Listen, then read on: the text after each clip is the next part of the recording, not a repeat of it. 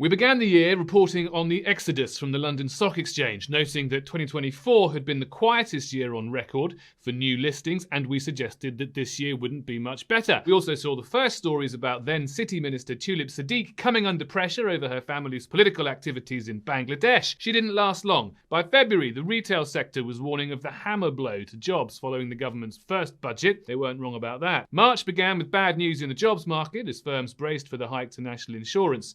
Trump went to war with Canada, well almost, declaring it should become the 51st US state. In April, we were treated to Trump's Liberation Day, a barrage of tariff announcements that caused global shockwaves and upended the international order. Meanwhile, city bonuses ticked up after the bonus cap was scrapped, and gold began a rally that would last into the year. In May, the erratic nature of Trump's tariff policy continued to drag on growth. At the City AM Awards that month, former Bank of England chief economist Andy Haldane warned that radical reform was needed to break the UK out of its doom loop, and the boss of Heathrow confessed to sleeping through the major fire that shut down his airport. In June, US investors swooped on no fewer than 3 UK tech firms in a flurry of takeovers that suggested to many in the city that the UK was incapable of holding on to its own fast-growing firms. In July, reports emerged that Downing Street was planning to target the wealthy at its autumn budget, and didn't they just?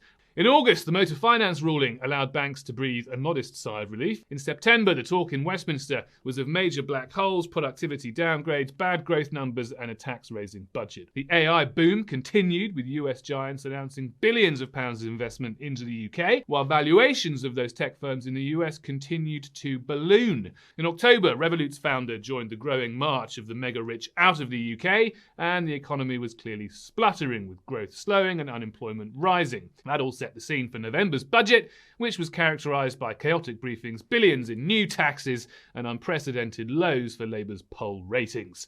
We have muddled through. Success has come, but it has come in spite of the government. 2026 will be a tough year for economic growth and for Keir Starmer, but if British businesses have survived the last 12 months, then surely the only way is up.